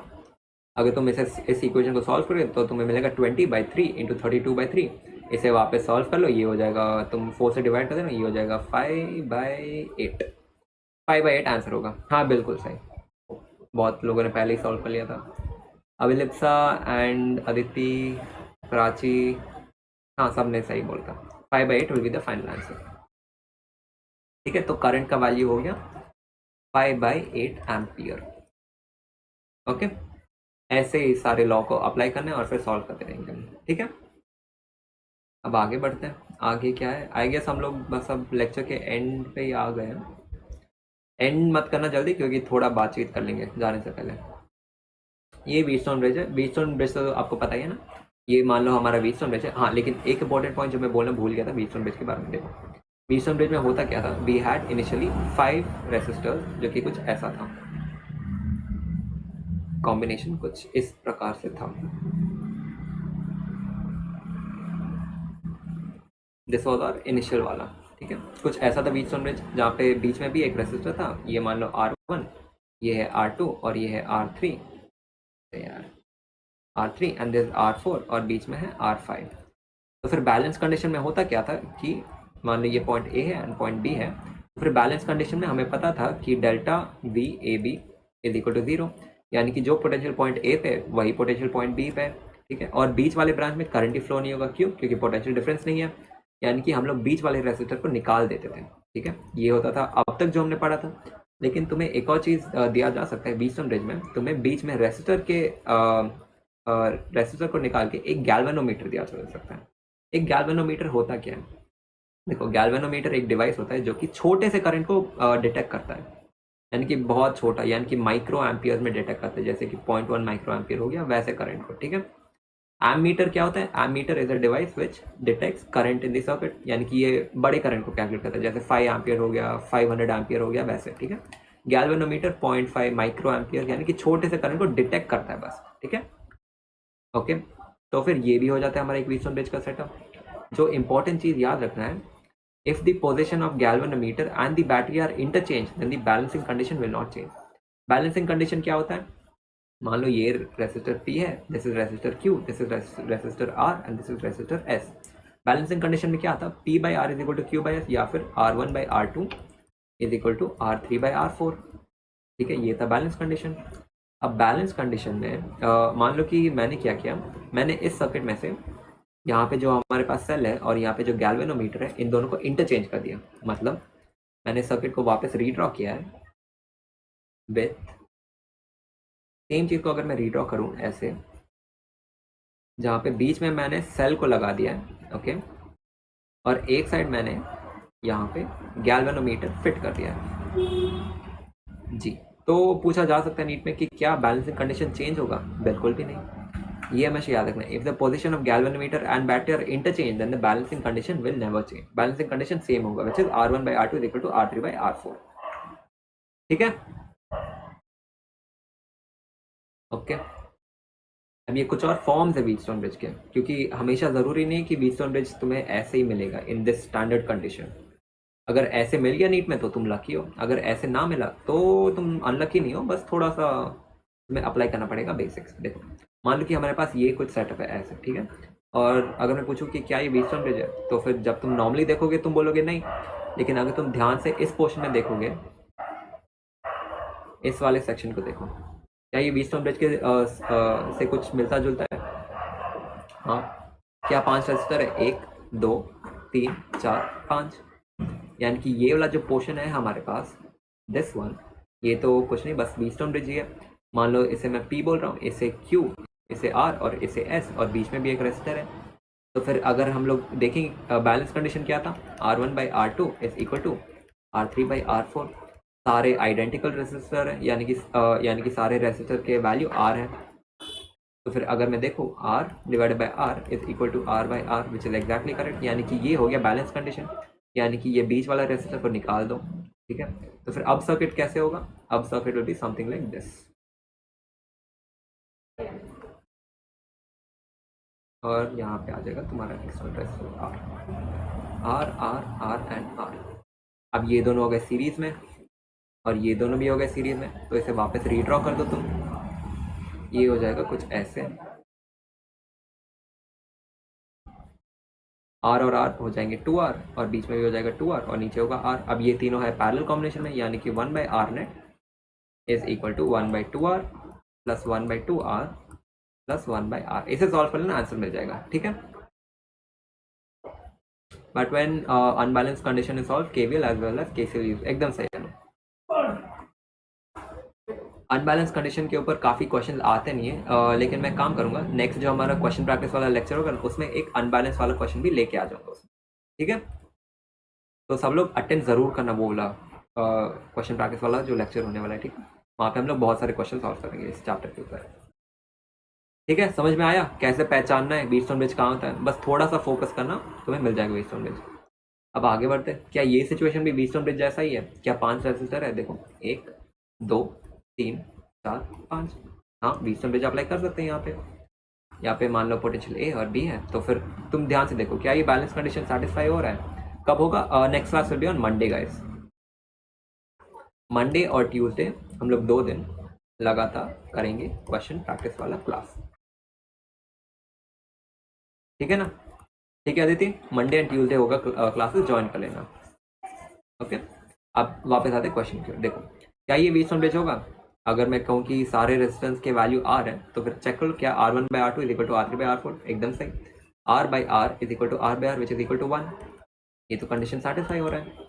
तो ये वापस हो गया व्हीटस्टोन ब्रिज का सिचुएशन, यानी कि बीच वाले रेजिस्टेंस को निकाल दो और इसे अगर तुम रीड्रॉ करोगे तो ये होगा कुछ ऐसे, यहाँ पे होगा R R R and R, ये दोनों हो गए सीरीज में तो फिर ये हो जाएगा 2R, ये दोनों भी हो गए सीरीज में तो ये हो जाएगा 2R। तो अब तुम्हारे पास है parallel combination 2R and 2R, इसका नेट विल बी R, ठीक है ना? टाइमिंग मोस्ट प्रोबेबली 7:30 को ही होगा क्लास, लेकिन अगर कोई भी चेंजेस है तो फिर मैं टेलीग्राम पे इन्फॉर्म कर दूंगा। ओके, 90% टाइमिंग तो 7:30 को ही रखेंगे हम लोग class, if that any changing तो वो मैं इन्फॉर्म कर दूंगा। राशि भैया एनोटेशन के साथ नोट्स अपलोड कर दीजिए। ओके कर दूंगा, एनोटेशन के साथ नोट्स अपलोड हो जाएंगे, ठीक है? अब मान लो कि एक क्वेश्चन दिया गया जो कि एक PYQ ही है। क्वेश्चन में पूछा जा रहा है find the equivalent resistance between point A and B of the network shown in the figure. Okay Aditi, okay शाम को ही रखेंगे क्लास, ठीक है? तो फिर देखो मान लेते कि ये point A and this point B और पूछा गया कि find out the equivalent resistance between point A and B। इसे कैसे सॉल्व करेंगे? इजीएस्ट मेथड क्या है? Easiest method is point potential method, ठीक है? तो अप्लाई करो पॉइंट पोटेंशियल मेथड। सबको पता है ना कि पॉइंट पोटेंशियल मेथड क्या होता है? पिछले 3 क्लासेस से मैं वही एक्सप्लेन कर रहा था, पॉइंट पोटेंशियल मेथड क्या होता है, क्या होता है। 20 मिनट मैंने वही एक्सप्लेन किया था, ठीक है? तो अप्लाई करते हैं। यहाँ पे पोटेंशियल B है, यानी कि वायर के क्रॉस चलो, यहाँ पर कोई डिवाइस नहीं, यानी कि यहाँ भी पोटेंशियल B है। आगे बढ़ो आगे बढ़ो आगे बढ़ो, यहाँ पर भी कोई डिवाइस नहीं है, यहाँ पे तो एक जंक्शन है, यानी कि यहाँ पर भी पोटेंशियल B है। यानी कि और आगे बढ़ो आगे बढ़ो आगे बढ़ो, यहाँ पे एक और जंक्शन मिला, यहाँ भी पोटेंशियल B है, ठीक है? तो यहाँ पे वापस कनेक्ट हो जाता है पोटेंशियल B के साथ, ठीक है? और यहाँ पे पोटेंशियल A है तो यहाँ से तो कोई वायर जुड़ नहीं रहा है, तो यहाँ पे पोटेंशियल A ही रहने दो। फिर बीच में एक और जंक्शन है, मान लो कि यहाँ पे पोटेंशियल C है, ठीक है? तो अब हमारे पास है पहला resistor which is across BC, second one is again across BC, third one is also across BC and fourth one is across AC, ठीक है? तो नेक्स्ट मेथड क्या है? पोटेंशियल को लिखो नीचे A, C एंड B, ठीक है? तो फिर सबसे पहले देखो इसे हम लोग कंसिडर कर लेते हैं first resistor this across BC, ठीक है? यानी कि एक रेसिस्टर यहाँ पे R, next resistor also across BC, यानी कि एक और ऐड कर दो R, थर्ड वाला भी अक्रॉस BC, यानी कि एक और ऐड कर दो R, ठीक है? और फोर्थ वाला इज अक्रॉस AC, यानी कि एक AC के अक्रॉस ऐड कर दो। R R R and R, ये तीनों हो गए पैरेलल में, तो फिर इनका नेट कितना होगा? एकदम सही, ये होगा R/3, और R/3 प्लस R करना होगा क्योंकि इसे अगर हम लोग रिप्लेस करेंगे तो ये दोनों हो जाएंगे सीरीज में, और ये होगा R plus R/3 which is 4R/3, एकदम सही। सेकेंड ऑप्शन एकदम सही, सेकेंड ऑप्शन ही आंसर, ठीक है? तो आई गेस ये लास्ट स्लाइड है लेक्चर का। 3 स्लाइड है, सॉरी सर, कुछ क्वेश्चन है उसे सॉल्व करेंगे हम लोग, ठीक है? आ जाओ सॉल्व करते हैं कुछ question. The current passing through the ideal ammeter is how much in the given circuit. अब देखो आइडियल एमीटर क्या होता है और एक नॉर्मल एमीटर क्या होता है। आइडियल एमीटर में होता ये है कि it allows all the current to pass through it, यानी कि मान लो ये मेरा एमीटर है, ठीक है? यहाँ से करंट आ रहा है 2 एम्पियर, तो ये एमीटर इस करंट को कोई भी रेसिस्टेंस प्रोवाइड नहीं करेगा, ये 2 एम्पियर को फ्लो होने देगा, यानी कि आइडियल एमीटर का रेसिस्टेंस इज ऑलमोस्ट 0 के बराबर, ठीक है? लेकिन जो नॉन आइडियल एमीटर होगा उस एमीटर में होगा रेसिस्टेंस इन्वॉल्व। मान लो इस एमीटर का रेसिस्टेंस इज 1 ओम और करंट आ रहा है 4 एम्पियर्स का, तो फिर क्या बाहर निकलता हुआ भी करंट उतना ही होगा? नहीं, कम हो जाएगा, पोटेंशियल भी ड्रॉप हो जाएगा, ठीक है? तो यही फर्क है between a non ideal ammeter and an ideal ammeter. Ideal ammeter सारे करंट को फ्लो होने देगा, ठीक है? और जो नॉन आइडियल होगा वो सारे करंट को फ्लो होने नहीं देगा, वो करंट कम हो जाएगा, ठीक है? क्यों? क्योंकि उसके अंदर भी एक रेसिस्टेंस होता है, तो फिर total current in the circuit घट जाएगा, ठीक है? समझ में आ गया आइडियल और नॉन आइडियल के बीच में क्या फर्क है? ओके, तो इस क्वेश्चन में हमारे पास एक आइडियल एमीटर है। आइडियल एमीटर यानी कि रेसिस्टेंस इज ऑलमोस्ट जीरो, यानी कि वो सारे करंट को फ्लो नहीं देगा। तो फिर सर्किट समझते हैं। यहाँ पे हमारे पास एक सेल जिसका EMF is 4 volt and internal resistance is 1 ओम, ठीक है। यहाँ पे एक्सटर्नल रेजिस्टेंस 4 है और यहाँ पे आइडियल एमीटर है, यानी कि इसका resistance is almost equal to zero, यानी कि सारे करंट को फ्लो नहीं देगा, ठीक है। तो यहाँ से करंट ऐसे फ्लो होगा और फिर यहाँ पे हमारे पास है कॉम्बिनेशन ऑफ रेजिस्टर। तो फर्स्ट स्टेप क्या होगा, हमें कैलकुलेट करना है करंट, यानी कि पहले इसे सॉल्व कर दो। दो रेजिस्टर पैरेलल में, इनका नेट विल बी 1 ओम, ठीक है। सॉल्व करना 1 ओम आएगा, ठीक है। अब अगर तुम सर्किट रीड्रॉ करोगे तो यहाँ पे तुम्हें मिलेगा कुछ ऐसा होगा, 4 वोल्ट, 1 ओम, यहाँ पे है 2 ओम, यहाँ पे वापस 1 ओम और यहाँ पे 4 ओम, ठीक है। और ये एमीटर। तो फिर तुम कैलकुलेट करो, current will be EMF which is 4 divided by total resistance 4, 5, 6, 7, 8 volt, sorry 8 ओम। तो ये करंट तुम्हें मिल जाएगा 0.5 एम्पियर, बिल्कुल सही है, 0.5 एम्पियर्स। तो फिर आंसर होगी फोर्थ ऑप्शन, ठीक है। ठीक है, अब आगे बढ़ते हैं। Calculate current I in the given circuit. ये तो आसान क्वेश्चन है, ये तुम सॉल्व कर लेना, ठीक है। सॉल्व कर लोगे ना, ये तो इजी क्वेश्चन। बस ये 6 और 6 वापस सीरी में, तो ये 12 हो जाएगा। 12 और 3 पैरेलल में, तो फिर इनका जो भी बनेगा नेट कॉम्बिनेशन उसे तुम कैलकुलेट कर लेना और फिर करंट तुम कैलकुलेट करना विच is epsilon which is 4.8 divided by the net resistance, ठीक है। कैलकुलेट हो जाएगा, कर लोगे ना, ठीक है। अब आगे बढ़ते हैं। हाँ, अब आया question based on Kirchhoff's first current law या फिर junction law. The figure below shows current in a path of electric circuit, the current I is how much. देखो, यहाँ पे एक जंक्शन है, यहाँ पे दूसरा जंक्शन है, यहाँ पे तीसरा जंक्शन है और पूछा गया कि ये करंट जो बाहर निकल रहा है वो कितना होगा। अब इसे हम लोग स्टेटमेंट से नहीं, कॉमन बेसिक नॉलेज से सॉल्व करेंगे। देखो, यहाँ से आ रहा है 2 एम्पियर और यहाँ से आ रहा है 2 एम्पियर, यानी कि अंदर कितना आ रहा है 4 एम्पियर टोटल। यहाँ से 2, यहाँ से 2, टोटल 4 अंदर आ रहा है, यानी कि अगर ये मेरा जंक तो बाहर भी निकलेगा 4 एम्पियर, ठीक है। यानी कि यहाँ से ये आ गया 4 एम्पियर, ओके, ठीक है। 4 एम्पियर इस जंक्शन पे आया, 1 एम्पियर यहाँ पे निकल गया, तो बचा के 3 एम्पियर, तो 3 एम्पियर इस वाले ब्रांच में आ गया, ओके। अब 3 एम्पियर इस जंक्शन में आ रहा है, ठीक है। तो इस जंक्शन से 1.3 एम्पियर इस साइड जा रहा है, तो बचेगा कितना 1.7 एम्पियर। क्यों? क्योंकि 1.7 एम्पियर और 1.3 एम्पियर दोनों मिलके ही तो 3 एम्पियर देंगे, यानी कि entering is 3 ampere and exiting is 1.7 and 1.3। दोनों को ऐड कर लो, तुम्हें 3 ही मिलेगा। एकदम सही, सब सही बोल रहे। अदिति, प्राची, भावना, डोरमी, अनु, एकदम सही। It's 1.7 ampere. And with that we finish आज का थ्योरी वाला लेक्चर। अब तुम्हें करना क्या है, देखो ध्यान से सुनो, तुम्हें करना क्या है। संडे जो कि कल है, तुम go through the chapter, go through करना चैप्टर के, ठीक है। जो पॉइंट समझ में नहीं आया उसे नोट कर लेना, ठीक है। और ट्राई करना कि तुम वापस लेक्चर अटेंड करो, ठीक है, क्योंकि लेक्चर तो रिकॉर्ड हो रहा है। वापस उस टॉपिक पे जाओ जो समझ में नहीं आ रहा है, ठीक है, उसे समझो। संडे गिव इट कि आज पूरा करंट इलेक्ट्रिसिटी के सारे जो भी टॉपिक्स में डाउट है वो देखूंगी एंड कॉन्सेप्ट क्लियर करो, ठीक है। उसके बाद हम लोग क्या करेंगे, फिर आएगा मंडे हम लोग क्वेश्चन सॉल्व करेंगे, ठीक है। और ट्यूसडे भी हम लोग क्वेश्चन सॉल्व करेंगे, ठीक है। तो ये प्लान है। तो फिर कल का होमवर्क क्या है कि रिवाइज करना है ये chapter, go through all the topics and the formulas, ठीक है। और फिर मंडे एंड ट्यूसडे तैयार रहना क्वेश्चन प्रैक्टिस क्लास के लिए। जाने से पहले वीडियो लाइक करो और कमेंट सेक्शन में लिखो #नोडर, ठीक है। #नोडर लिख देना कमेंट सेक्शन में, चैट सेक्शन में, कमेंट सेक्शन में लिखो #नोडर एंड वीडियो लाइक कर देना, ठीक है। टेलीग्राम ग्रुप भी ज्वाइन कर लेना, क्योंकि वहाँ पे इंपॉर्टेंट अपडेट्स भी आते रहते हैं और DPP के आंसर भी मैं वहीं पे शेयर कर दूंगा, ओके। क्लास के बाद तुम्हें DPP मिल जाएगा, DPP अटेम्प्ट करो, ठीक है, DPP सॉल्व करो, ठीक है।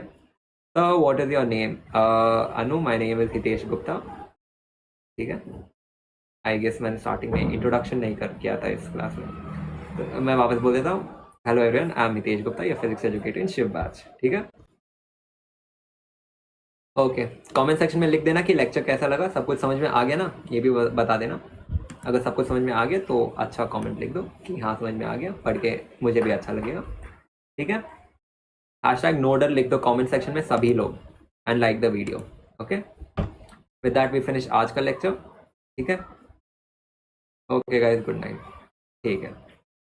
कल का होमवर्क बोलना मत एंड मंडे एंड ट्यूसडे का क्लास डेफिनेटली ज्वाइन करना है, because this is an high weightage chapter, ठीक है। बहुत हाई वेटेज चैप्टर है और अगर तुम इंटरेस्टेड हो पर्सनल मेंटरशिप में तो तुम मेरा कूपन कोड यूज़ कर सकते हो HITSH4, जिससे आपको अप टू 1000 रुपीज़ ऑफ मिल सकता है, ठीक है। फीस बहुत जल्दी भर रहे तो फिर do consider this. Okay guys, bye bye bye guys, मिलते हैं अब मंडे को मिलेंगे हम लोग, ठीक है, परसों। तब तक अपना होमवर्क करना, ठीक है, और ये जो डर है ना इसको निकाल के रखना है फिजिक्स से, कमेंट कर देना नो डर, ओके। ठीक है गाइस, अब मिलते हैं हम लोग मंडे को, ओके बाय। अब मैं स्ट्रीम एंड कर रहा हूँ, बाय।